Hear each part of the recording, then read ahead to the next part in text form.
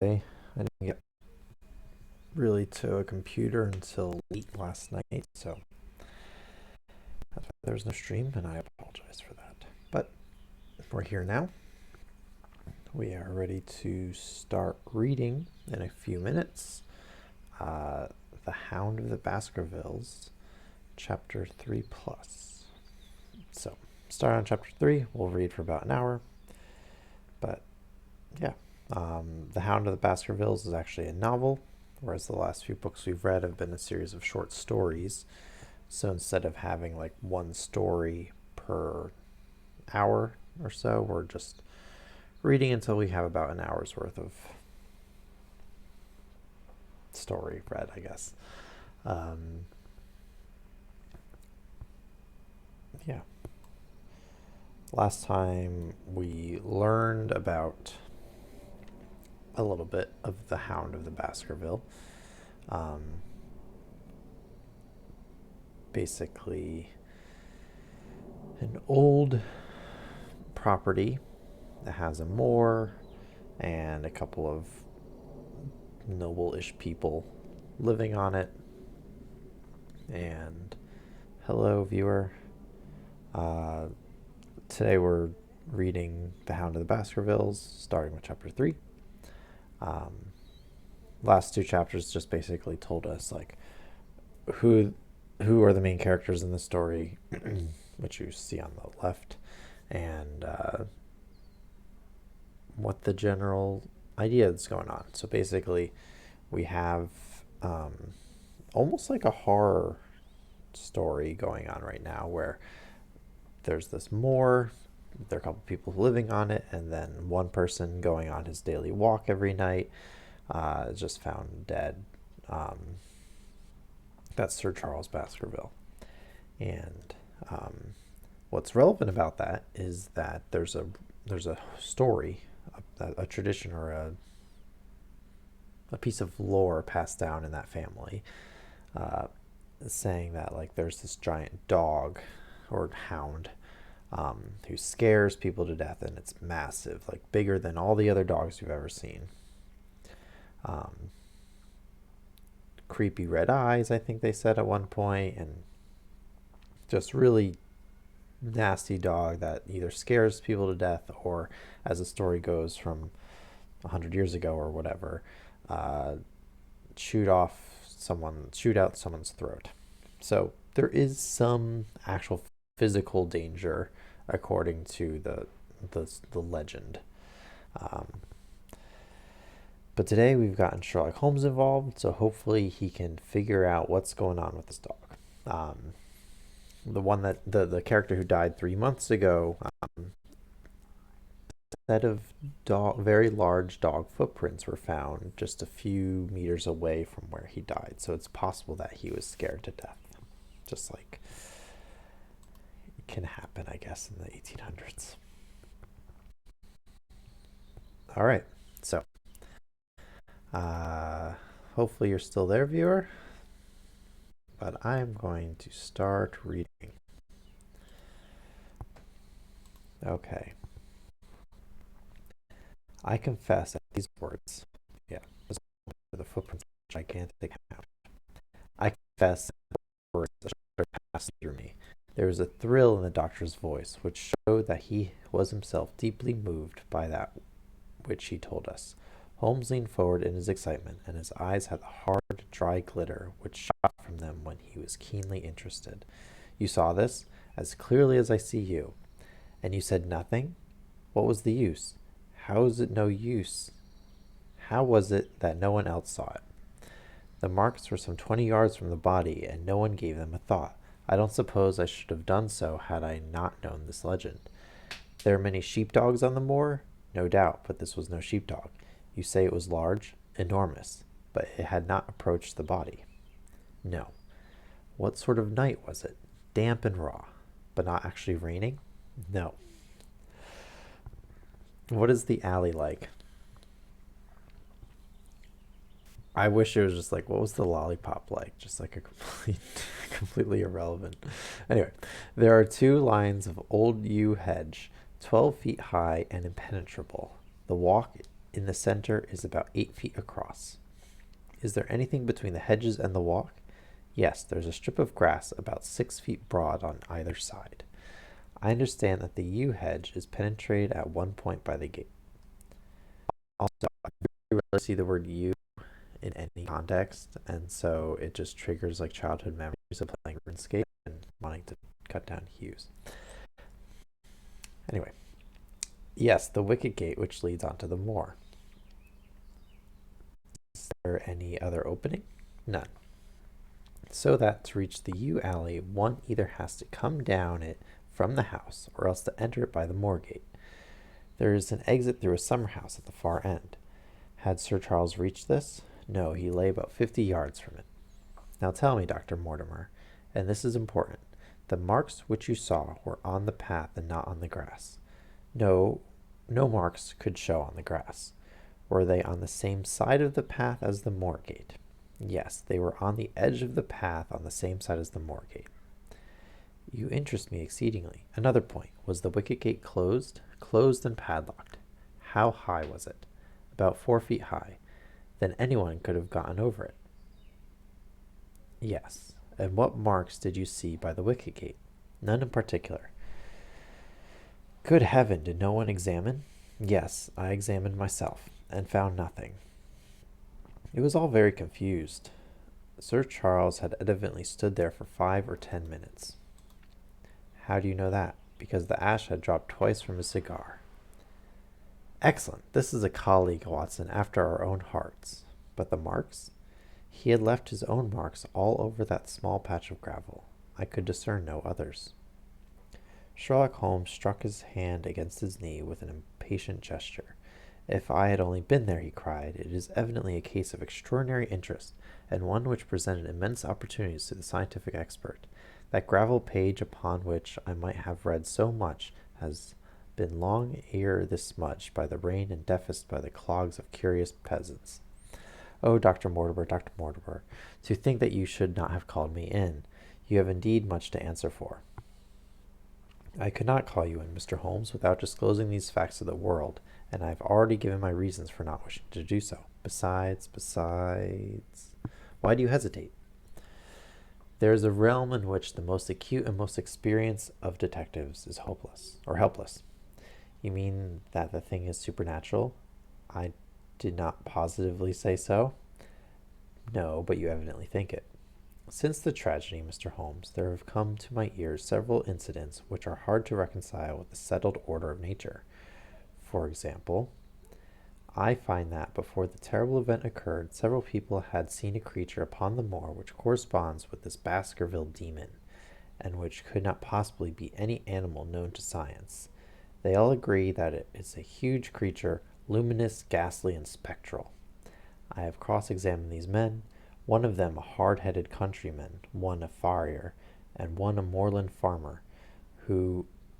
Is this supposed to be farrier? Like someone who operates a ferry that goes across a river? And one a moorland farmer, who all tell the same story of this dreadful apparition, exactly corresponding to the hellhound of the legend. I assure you that there is a reign of terror in this district, and that it is a hardy man who will cross the moor at night. And you, a trained man of science, believe it to be supernatural. I do not know what to believe. Holmes shrugged his shoulders. I have hitherto confined my investigations to this world, said he.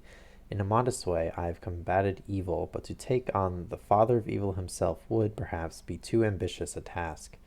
Yet you must admit that the footmark is material. The original hound was material enough to tug a man's throat out, and yet he was diabolical as well. I see that you have quite gone over to the supernaturalists. But now, Dr. Mortimer, tell me this. If you hold these views, why have you come to consult me at all? You tell me in the same breath that it is useless to investigate Sir Charles's death, and that you desire me to do it. I did not say that I desired you to do it. Then how can I assist you? By advising me as to what I should do with Sir Henry Baskerville, who arrives at Waterloo Station. Dr. Mortimer looked at his watch. In exactly 1 hour and a quarter. All right, so let's add this fella to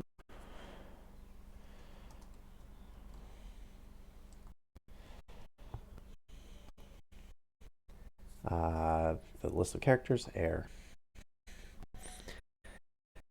He being there, yes, on the Mr. Charles, we inquired for this young gentleman and found that he had been farming in Canada.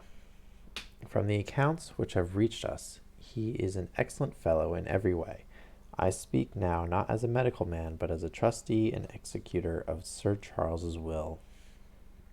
There is no other claimant, I presume? None. The only other kinsman whom we have been able to trace was Roger Baskerville, the youngest of three brothers, of whom poor Sir Charles was the elder. The second brother, who died young, is the father of this lad Henry.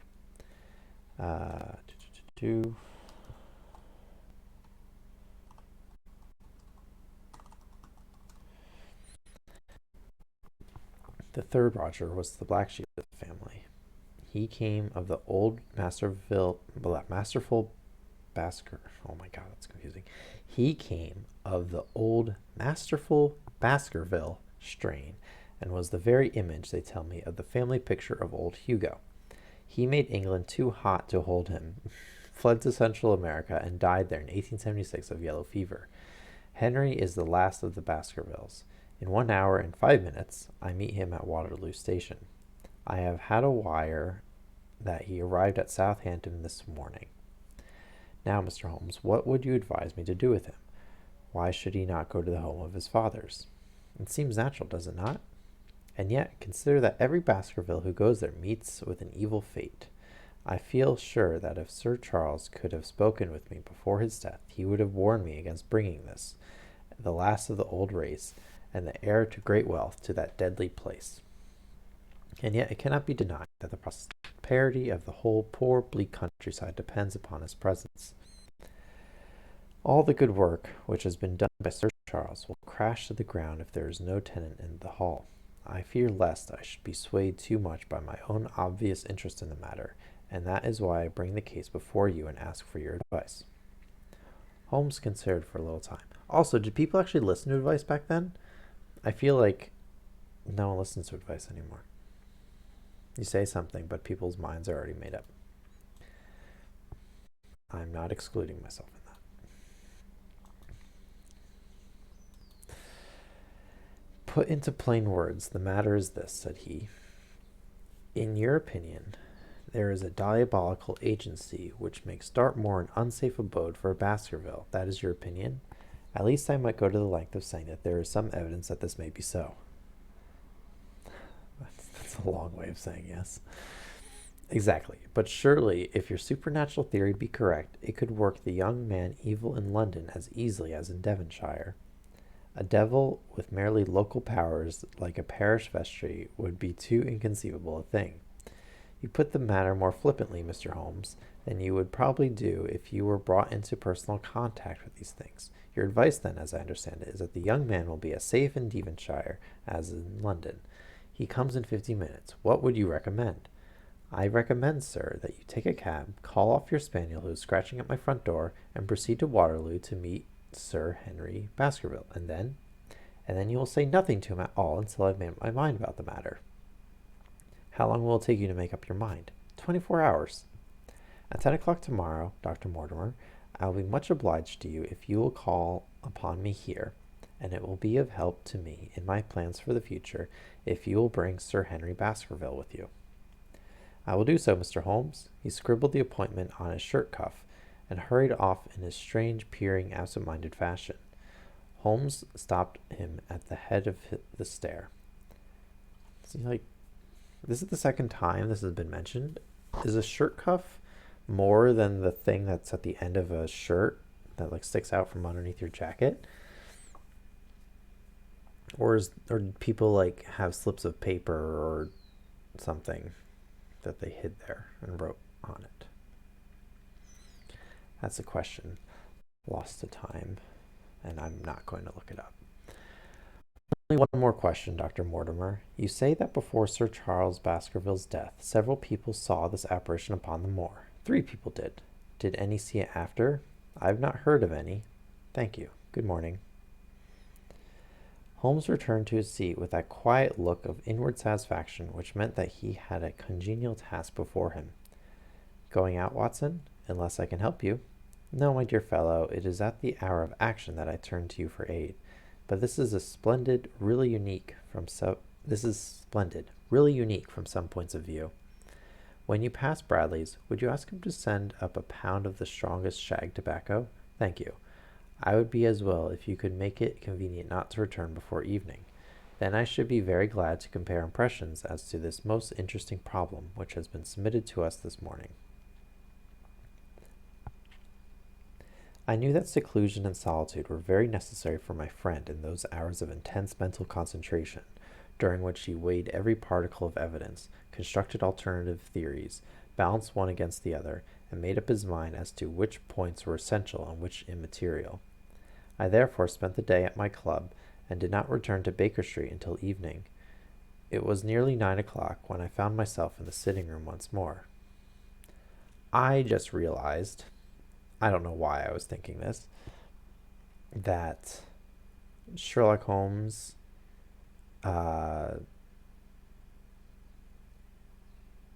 with Robert Downey Jr., that Irene Adler is the same actress as Christine from Doctor Strange, who is hanging out with a different Sherlock Holmes and Benedict Cumberbatch.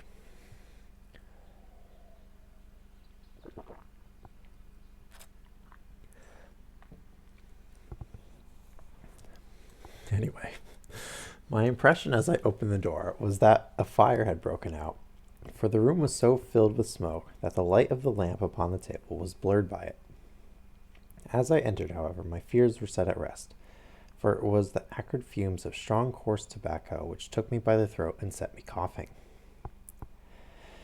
Through the haze I had a vague vision of Holmes in his dressing gown, coiled up in an armchair, and his black clay pipe between his lips. Several rolls of paper lay around him. Caught cold, Watson? Said he.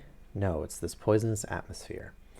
I suppose it is pretty thick, now that you mention it. Thick? It is intolerable. Open the window, then. You have been at your club all day, I perceive. My dear Holmes, am I right? Certainly, but how? He laughed at my bewildered expression. There is a delightful freshness about you, Watson, which makes it a pleasure to exercise any small powers which I possess at your expense. A gentleman goes forth on a showery and miry day. He returns immaculate in the evening with all the gloss still on his hat and his boots. He has been a fixture therefore all day. He is not a man with intimate friends. Where then could he have been? Is it not obvious? Well, it is rather obvious. This is sad. The world is full of obvious things which nobody by any chance ever observes.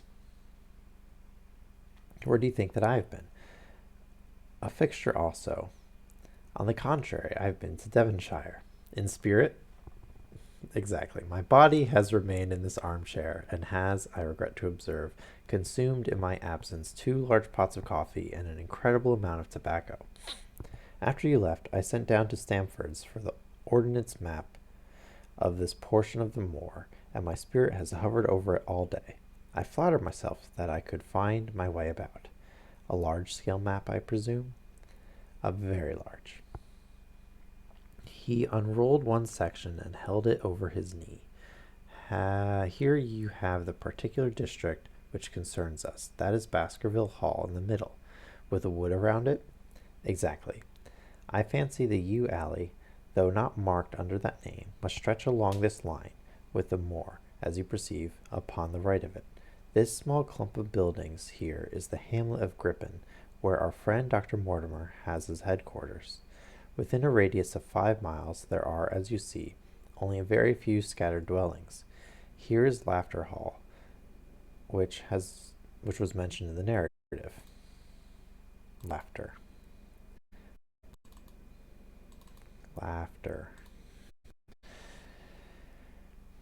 There is a house indicated here, which may be the residence of the natural Stapleton, if I remember right, was his name. Here are two moorland farmhouses, High Tor and Foulmire. Then 14 miles away, the great convict prison of Princetown. Between and around these scattered points extends the desolate, lifeless moor. This, then, is the stage upon which tragedy has been played, and upon which we may help to play it again. It must be a wild place. Yes, the setting is a worthy one. If the devil did desire to have a hand in the affairs of men, then you are yourself inclining to the supernatural explanation. The devil's agents may be of flesh and blood, may they not? There are two questions waiting for us at the outset. The one is whether any crime has been committed at all. The second is, what is the crime and how was it committed? Of course, if Dr. Mortimer's surmise should be correct, then we are dealing with forces outside the ordinary laws of nature. There is an if blah blah blah, then there is an end of our investigation. But we are bound to exhaust all other hypotheses before falling back upon this one. I think we'll shut that window again if you don't mind. It is a singular thing, but I find that a concentrated atmosphere helps a concentration of thought. I have not pushed it to the length of getting into a box to think, but that is the logical outcome of my convictions. Have you turned the case over in your mind? Yes, I have thought a good deal of it in the course of the day. What do you make of it? It is very bewildering. Bewildering. I was going to make that more comical, and then I stumbled over the word. It has certainly a character of its own. There are points of distinction about it. That change in the footprints, for example. What do you make of that? Mortimer said that the man had walked on tiptoe down that portion of the alley. He only repeated what some fool had said at the inquest. Why should a man walk on tiptoe down the alley? What then? He was running, Watson, running desperately, running for his life, running until he burst his heart and fell dead upon his face. Running from what? There lies our problem. There are indications that the man was crazed with fear before ever he began to run. How can you say that? I am presuming that the cause of his fears came to him across the moor. If that were so, and it seems most probable, only a man who had lost his wits would have run from the house instead of towards it. If the Romanian's evidence may be taken as true, he ran with cries for help in the direction where help was least likely to be. Then again, whom was he waiting for that night, and why was he waiting for him in the yew alley rather than in his own house? You think that he was waiting for someone? The man was elderly and infirm. We can understand his taking an evening stroll, but the ground was damp and the night inclement. Is it natural that he should stand for 5 or 10 minutes, as Dr. Mortimer, with more practical sense than I should have given him credit for, deduced from the cigar ash? But he went out and everything. Oh, he went out every evening. I think it unlikely that he waited at the moor gate every evening. On the contrary, the evidence is that he avoided the moor. That night he waited there. It was the night before he made his departure for London. The thing takes shape, Watson. It becomes coherent. Might I ask you to hand me my violin, and we will postpone all further thought upon this business until we have had the advantage of meeting Dr. Mortimer and Sir Henry Baskerville in the morning. Chapter 4. Sir Henry Baskerville.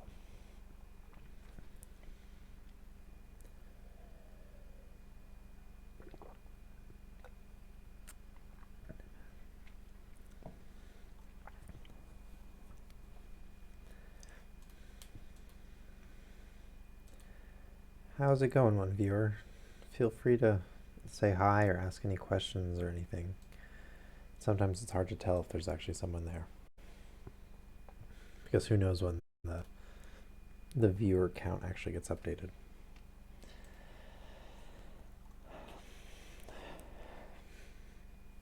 Our breakfast table was cleared early, and Holmes waited in his dressing gown for the promised interview.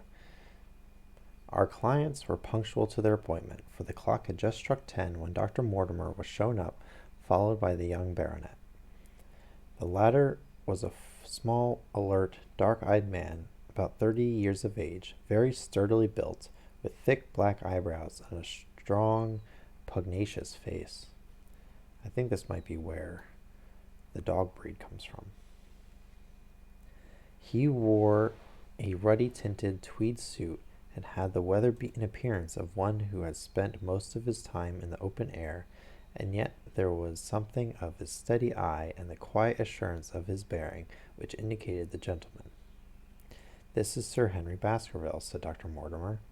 "Why, yes," said he, "and the strange thing is, Mr. Sherlock Holmes, that if my friend here had not proposed coming round to you this morning, I should have come around on my own account. I understand that you think out little puzzles, and I've had one this morning which wants more thinking out than I'm able to give it." "Whoa, mysteries and mysteries, maybe. Pray take a seat, Sir Henry. Do I understand you to say that you have yourselves had some remarkable experience since you had arrived in London?" "Has something happened to you since arriving to London?" "Nothing of much importance, Mr. Holmes. Only a joke, as like as not. It was this letter, if you can call it a letter, which reached me this morning." He laid an envelope upon the table, and we all bent over it. It was of common quality, grayish in color. The address, Sir Henry Baskerville, Northumberland Hotel, was printed in rough characters, the postmark Charing Cross, and the date of posting the preceding, in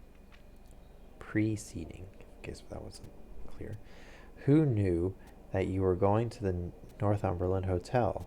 asked Holmes, glancing keenly across at our visitor. "No one could have known. We only decided after I met Dr. Mortimer." "But Dr. Mortimer was no doubt already stopping there." "No, I had been staying with a friend," said the doctor. "There was no possible indication that we intended to go to this hotel." Someone seems to be very deeply interested in your movements." Out of the envelope he took a half sheet of foolscap paper, folded it into four. This he opened and spread flat upon the table. Across the middle of it a single sentence had been formed by the expedient of pasting printed words upon it. It ran, "As you value your life or your reason, keep away from the moor." The word "moor" only was printed in ink.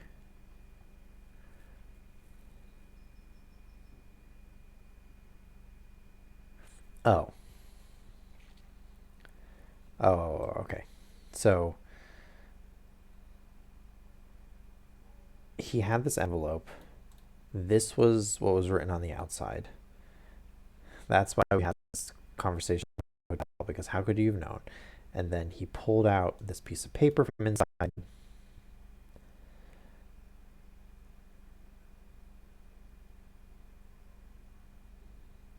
And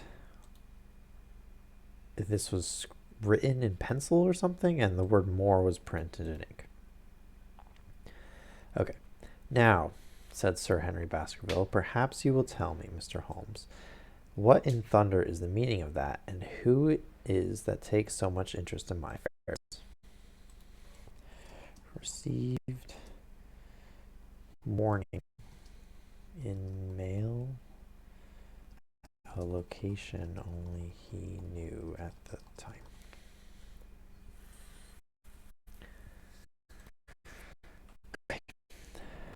"What do you make of it, Dr. Mortimer? You must allow that there is nothing supernatural about this, at any rate." "No, sir, but it might very well come from someone who was convinced that the business is supernatural." "What business?" asked Sir Henry sharply. "It seems to me that all you gentlemen know a great deal more than I do about my own affairs." You shall share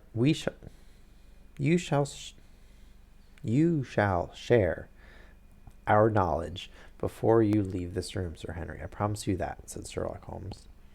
"We will confine ourselves for the present, with your permission, to this very interesting document, which must have been put together and posted yesterday evening.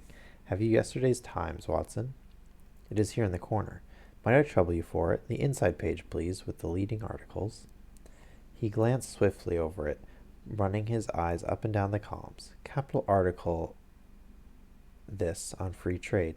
Permit me to give you an extract from it. You may be cajoled into imagining that your own special trade or your own industry will be encouraged by a protective tariff, but it stands to reason that such legislation must in the long run be keep away wealth from the country, diminish the value of our imports, and lower the general conditions of life in the island. Oh, if only that's how things work nowadays. What do you think of that, Watson? Cried Holmes in high glee, rubbing his hands together with satisfaction. Don't you think that is an admirable sentiment? Dr. Mortimer looked at Holmes with an air of professional interest, and Sir Henry Baskerville turned a pair of puzzled dark eyes upon me. I don't know much about the tariff and things of that kind, said he, but it seems to me we've got a bit off the trail so far as that note is concerned. On the contrary, I think we are particularly hot upon the trail, Sir Henry. Watson here knows more about my methods than you do, but I fear that even he has not quite grasped the significance of the sentence. No, I confess that I see no connection. And yet, my dear Watson, there is so very close a connection that the one is extracted from the other. Your life, reason, value, keep away from the... Don't you see now whence these words have been taken? Okay, so when they said printed, it meant like cut up from a newspaper. By thunder, you're right. Well, if that isn't smart, cried Sir Henry. If any possible doubt remained, it is settled by the fact that keep away and from that are cut out in one piece. Well, now, so they are. Really, Mr. Holmes, this exceeds anything which I could have imagined, said Dr. Mortimer, gazing at my friend in amazement. I could understand anyone saying that the words were from a newspaper, but that you should name which and add that it came from the leading article, it is really one of the most remarkable things which I have ever known. How did you do it? I presume, Doctor, that you could tell the skull of a Negro from that of a Eskimo? Okay. Here's where I give my usual apology about how racism and things were different back then and much more ingrained in society. So even if it wasn't like, he's not saying that there's anything like worse than one or the other, but he is making like a distinction that may or may not be there. But then again, I don't know anything about medicine, so I'll just shut up and keep reading. Most certainly. But how? Because that is my special hobby. The differences are obvious. The supraorbital crest, the facial angle, the maxillary curve, but this is my special hobby, and the differences are equally obvious. There is as much difference to my eyes between the leaded bourgeoisie type of a Times article and the slovenly print of an evening halfpenny paper as there could be between your Negro and your Eskimo. The detection of types is one of the most elementary branches of knowledge to the special expert in crime, though I confess that once, when I was very young, I confused the Leeds Mercury with the Western Morning News, but a Times leader is entirely distinctive, and these words could have been taken from nothing else. As it was done yesterday, the strong probability was that we should find the words in yesterday's issue. So far as I can follow you, then, Mr. Holmes, said Sir Henry Baskerville, someone cut out this message with a scissors. Nail scissors, said Holmes. You can see that it was a very short-bladed scissors, since the cutter had to take 2 snips over keep away. That is so. Someone then cut our message with a pair of short-bladed scissors, pasted it with gum, said Holmes, with gum onto the paper. But I want to know why the word more should have been written. Because he could not find it in print. The other words were all simple and might be found in any issue, but more would be less common.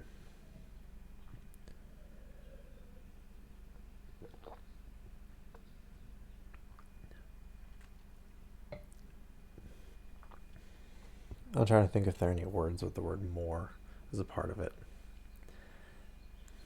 If Evan's spelling it, probably tomorrow. Anyway, why, of course, that would explain it. Have you read anything else in this message, Mr. Holmes? There are 1 or 2 indications, and yet the utmost pains have been taken to remove all clues. The address, you observe, is printed in rough characters, but the Times is a paper which is seldom found in any hands but those of the highly educated. We may take it, therefore, that the letter was composed by an educated man who wished to pose as an uneducated one, and his effort to conceal his own writing suggests that writing might be known, or come to be known by you. Again, you will observe that the words are not gummed on an accurate line, but that some are much higher than others. Life, for example, is quite out of its proper place. That may point to carelessness, or it might point to agitation and hurry upon the part of the cutter. On the whole, I incline to the latter view, since the matter was evidently important, and it is unlikely that the composer of such a letter would be careless. If he were in a hurry, it opens up the interesting question why he should be in a hurry, since any letter posted up to early morning would reach Sir Henry before he would leave his hotel. Did the composer fear an interruption, and from whom? Well, if it's Dr. Mortimer, he was afraid that Sir Henry Baskerville would wake up. We are coming now rather into the region of guesswork, said Dr. Mortimer, and he's defensive. Maybe. Say rather into the and he's a doctor, so he understands like physics and chemistry and stuff. Could make some scary things happen with chemicals. Say rather into the region where we balance probabilities and choose the most likely. It is the scientific use of the imagination, but we have always some material basis on which to start our speculation. Now, you would call it a guess, no doubt, but I am almost certain that this address has been written in a hotel. How in the world can you say that?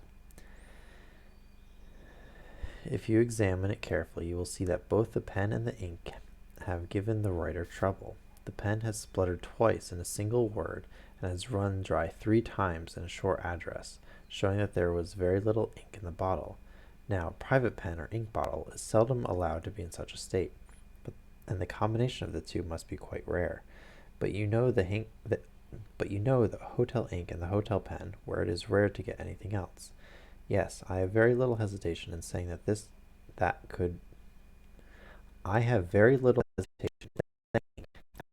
could we examine the wastepaper baskets of the hotel around Charing Cross until we found the remnants of the mutilated Times leader, we could lay our hands straight upon the person who sent the singular message. Hello, what's this? He was carefully examining the foolscap, meaning the slice of paper that he had, upon which the words were pasted, holding it only an inch or 2 from his eyes. Well, nothing, said he, throwing it down. It is a blank half-sheet of paper, without even a watermark upon it. I think we have drawn as much as we can from this curious letter. And now, Sir Henry, has anything else of interest happened to you since we have been in London? Why, no, Mr. Holmes, I think not. You have not observed anyone follow or watch you? I seem to have walked right into the thick of a dime novel, said our visitor. Why in thunder should anyone follow or watch me? We are coming to that. You have nothing else to report to us before we go into this matter? Well, it depends upon what you think worth reporting. I think anything out of the ordinary routine of life well worth reporting. Sir Henry smiled. I don't know much of British life yet, for I have spent nearly all my time in the States and in Canada. But I hope that to lose one of your boots is not part of the ordinary routine of life over here. You have lost one of your boots? My dear sir, cried Dr. Mortimer, it is only mislaid. You'll find it when you return to the hotel. What is the use of troubling Mr. Holmes with trifles of this kind? Will he ask me for anything outside the ordinary routine? Exactly, said Holmes. However foolish the incident may seem, you have lost one of your boots, you say? Well, mislaid it anyhow. I put them both outside my door last night. There's only one in the morning. I could get no sense out of the chap who cleans them. The worst of it is that I only bought the pair last night in the Strand, and I have never had them on. If you have never worn them, why did you put them out to be cleaned? They were tan boots and had never been varnished. That's why I put them out. Then I understand that on your arrival in London yesterday, you went out at once and bought a pair of boots.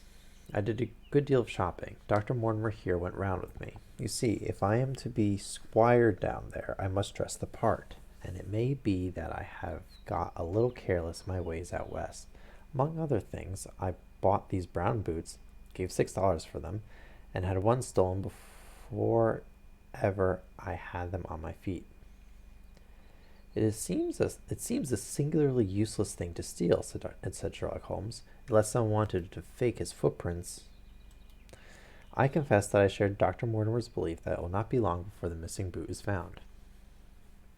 And now, gentlemen, said the baronet with decision, it seems to me that I have spoken quite enough about the little that I know. It is time that you kept your promise and give me a full account of what we are all driving at. Your request is a very reasonable one, Holmes answered. Dr. Mortimer, I think you could not do better than to tell your story as you told it to us. Thus encouraged, our scientific friend drew his papers from his pocket and presented the whole case as he had done upon the morning before. Sir Henry Baskerville listened with the deepest attention and with the occasional exclamation of surprise. Well, I seem to have come into an inheritance with a vengeance, said he when the long narrative was finished. Of course, I've heard of the Hound ever since I was in the nursery. It's the pet story of the family, though I never thought of taking it seriously before. But as to my uncle's death, well, all seems boiling up in my head, and I can't get it clear yet.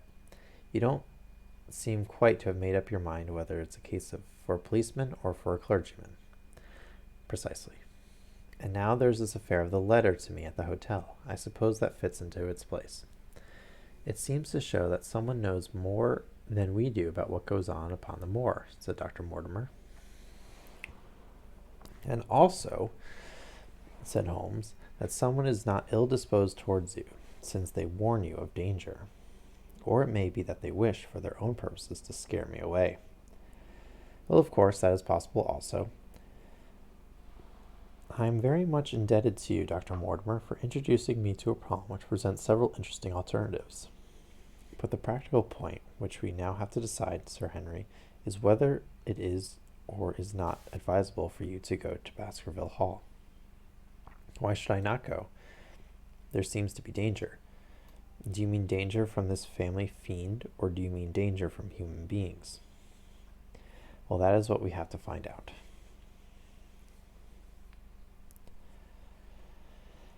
I might be scared of something. I'm not sure what I'm scared of, or even if I'm scared. Whichever it is, my answer is fixed. There's no devil in hell, Mr. Holmes, and there's no man upon earth who can prevent me from going to the home of my own people, and you may take that to be my final answer. His dark brows knitted and his face flushed to a dusky red as he spoke. It was evident that the fiery temper of the Baskervilles was not extinct in this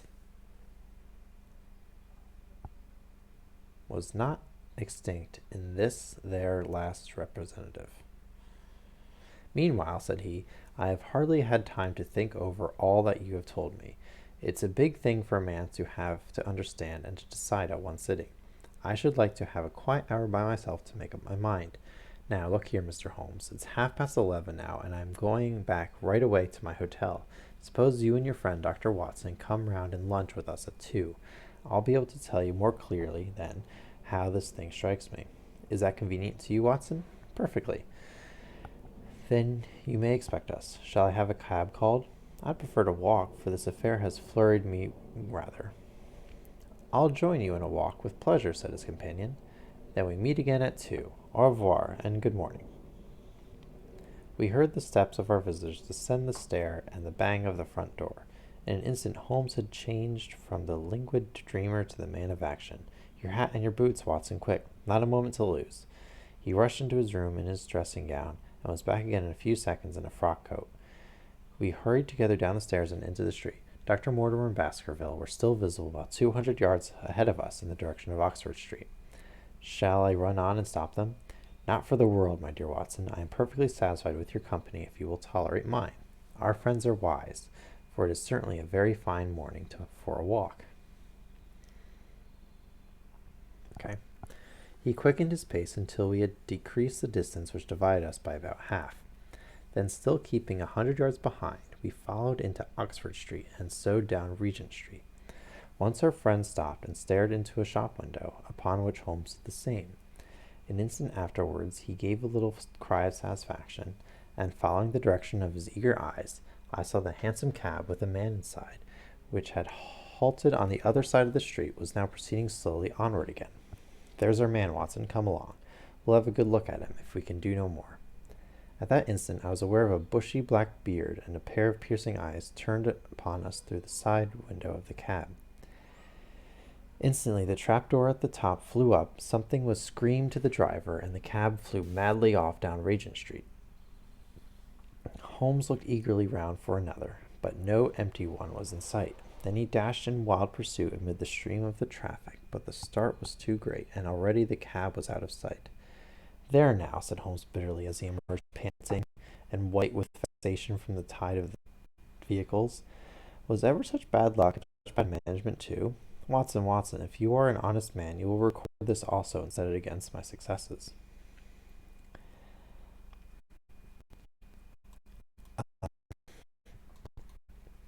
This reminds me of how oftentimes in movies and even like somewhat action TV shows now, such as Daredevil, but this also happened in Sherlock Holmes a couple times, I think, where a car starts driving away, the person, then like jumps through buildings and does all this other fancy stuff to catch up with the car at some other point. And I'm just glad he was unable to do it, because that is just complete nonsense. I don't know if you notice how long it takes you to climb stairs or to even open a door, but like a car can go like several dozen meters in that time, and you're still just like opening a door, climbing upstairs or whatever. So I'm glad that Sherlock Holmes is not some superhuman able to climb over buildings faster than a car can drive.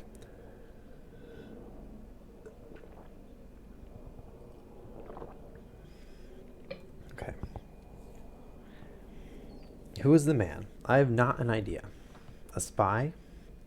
Well, it is evident from what we have heard that Baskerville has been very closely shadowed by someone since he has been in town. How else could it be known so quickly that it was Northumberland Hotel which he had chosen? If they had followed him the first day, I argue that they would follow him also the second. You may have observed that I twice strolled over to the window while Dr. Mortimer was reading his legend. Yes, I remember. I was looking out for loiterers in the street, but I saw none.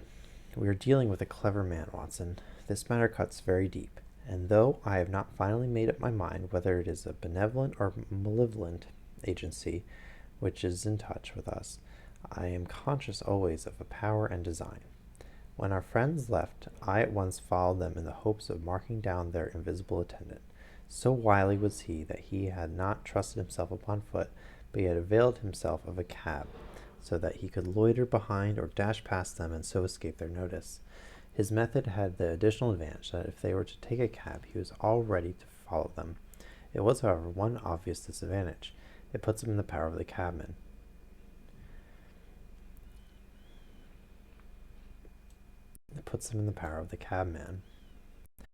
I don't know. I just wanted to, since this is my stream, I can do whatever I want.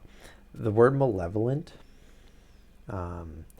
I think I was first introduced to it back in like 6th grade or something. There was a Yu-Gi-Oh card called Malevolent Touch. Just made me reminisce for a second about old Yu-Gi-Oh cards. Anyway, what a pity we did not get the number of the cab. My dear Watson, clumsy as I have been, you surely do not seriously imagine that I neglected to get the number? Number 2704 is our man, but that is no use to us for the moment. I fail to see how you could have done more. On observing the cab, I should have instantly turned and walked in the other direction. I should then at my leisure have hired a second cab and followed the first at a respectful distance, or better still, have driven to the Northumberland Hotel and waited there.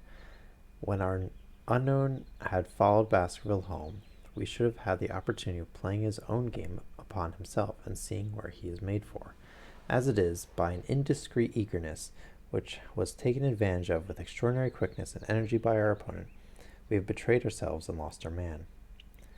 We had been sauntering slowly down Regent Street during this conversation, and Dr. Mortimer, with his companion, had long vanished in front of us. "There is no object in following them," said Holmes. "The shadow has departed and will not return. We must see what further cards we have in our hands and play them with decision. Could you swear to that man's face within the cab? I could swear only to the beard, and so could I, from which I gather that in all probability it was a false one. A clever man upon so delicate an errand has no use for a beard save to conceal his features. Or maybe he just wants to wear a beard." I highly doubt that they were just practical back in the day. Although now that I say it, like, maybe they were practical because of how there is this, like, tradition or stigma or whatever you want to call it of, like, the proper educated man always being clean shaven. So that had to have started somewhere. So maybe it was still just, like, very common a thing back then that you always shaved unless you were, like, needing the extra face warmth. "Come in here, Watson." He turned into one of the district messenger offices, where he was warmly greeted by the manager. "Ah, Wilson, I see you have not forgotten the little case in which I had the good fortune to help you." "No, sir, indeed I have not. You saved my good name and perhaps my life." "My dear fellow, you exaggerate. I have some recollection, Wilson, that you had among your boys a lad named Cartwright, who showed some ability during the investigation." "Yes, sir, he is still with us." "Could you ring him up?" "Thank you. And I should be glad to have change of this £5 note." A lad of 14, with a bright, keen face, had obeyed the summons of the manager. I'm going to just copy this name. Probably not important. Boy helping Sherlock. He stood now gazing with great reverence at the famous detective. "Let me have the hotel directory," said Holmes. "Thank you. Now, Cartwright, there are names of 23 hotels here, all in the immediate neighborhood of Charing Cross. Do you see?" "Yes, sir." "You will visit each of these in turn." "Yes, sir. You will begin in each case by giving the outside porter 1 shilling. Here are 23 shillings." "Yes, sir." "You will tell him that you want to see the waste paper of yesterday." Oh boy. "You will say that an important telegram has miscarried and that you are looking for it. You understand?" "Yes, sir. But what you are really looking for is the center page of the Times, with some holes cut in it with scissors. Here is a copy of the Times. It is this page. You could easily recognize it, could you not?" "Yes, sir." "In each case, the outside porter will send for the hall porter, to whom also you will give 1 shilling. Here are 23 shillings. You will then learn in possibly 20 cases out of the 23 that the waste of the day before has been burned or removed. In the 3 other cases, you will be shown a heap of paper, and you will look for this page of the Times among it. The odds are enormously against your finding it. There are 10 shillings over in case of emergencies. Let me have a report by wire at Baker Street before evening. And now, Watson, it only remains for us to find out by wire the identity of the cabman, number 2704, and then we will drop into one of the Bond Street picture galleries and fill in the time we are due at the hotel." Wonderful. So that has been just shy of an hour. Unless this is like a very, very short chapter, which never happens. Yeah. Yeah. So, that was shorter than I was expecting, but not 5 minutes short. So thus ends chapter 4 of The Hound of the Baskervilles. I hope you enjoyed the short little stream today. I'm going to go probably do laundry, but yeah, hope you're doing well. Take care. Feel free to chat, send a little hello or goodbye, and I usually take off Sundays, but since I took off Friday, I might also be streaming tomorrow. Just want to keep trying to be consistent, but If not, I will be on again on Monday at 2:30 Pacific time. All right, take care, and down with Big Brother.